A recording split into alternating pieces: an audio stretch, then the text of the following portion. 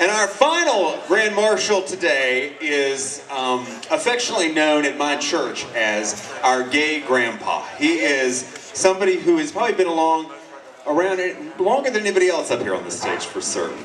Larry Wolf, Dr. Larry Wolf. Dr. Larry Wolf is 86 years old.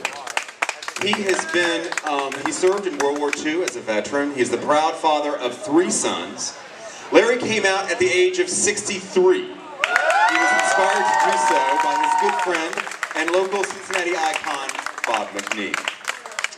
That's right. Larry has been out and proud for over 20 years now, and a mover and shaker. He was a big mover and shaker in gay politics in the 1980s, and he continues to write and to think and to be, he continues to have a lot to say. Let's just put it that way. We are so honored to have Larry here. He is a member of St. John's Unitarian Universalist Church with me, and we have a great time there together. And let me give the microphone to Larry. You might say I'm a late boomer. Anyway, friends and neighbors, brothers and sisters, any day that we parade and celebrate is a great day. So this is a great day in my 86th year. Roughly 2 decades ago, small groups of us squawked. I wanted that to sink in. We squawked. We did a bit of protesting at Fountain Square too. Others followed our example and answered the call to protest.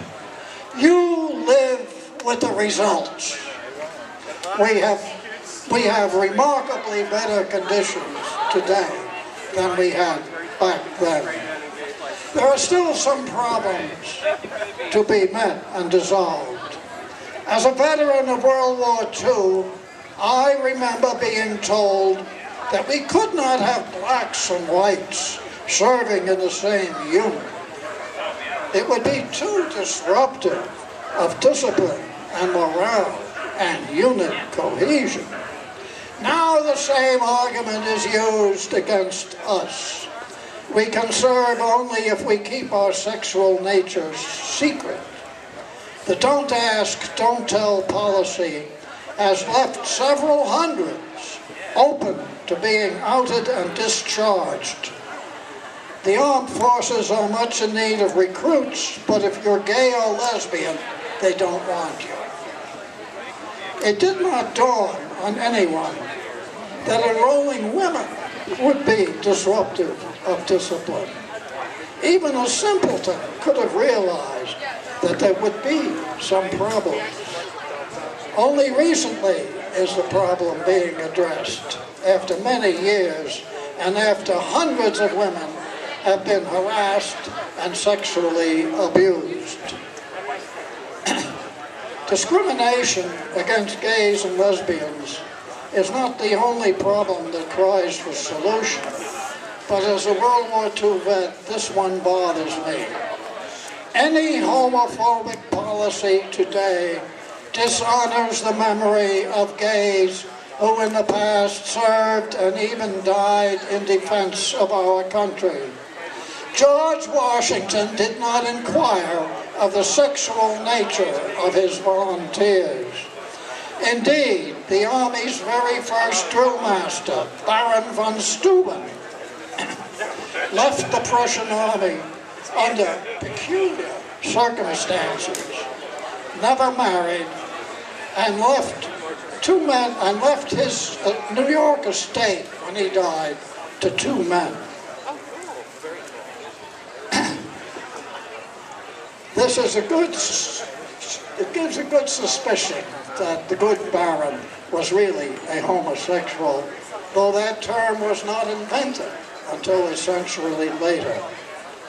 There was no official anti-homo policy until sometime in the 1900s. So we have been serving in the Army ever since 1776. All who served should be honored. All should serve equally now, be they gay or straight. as they did in the past.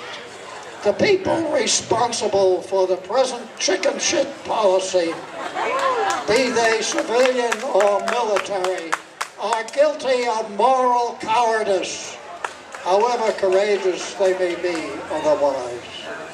Please write to your senators and congresspersons protesting the discrimination against gays and lesbians, which the don't ask, don't tell policy encourages. Be patriotic. Might be a change for some of you, but try it. It feels good, really. And thanks for listening. Act for justice. Be fully American. Thank you. Amen. Here, Larry.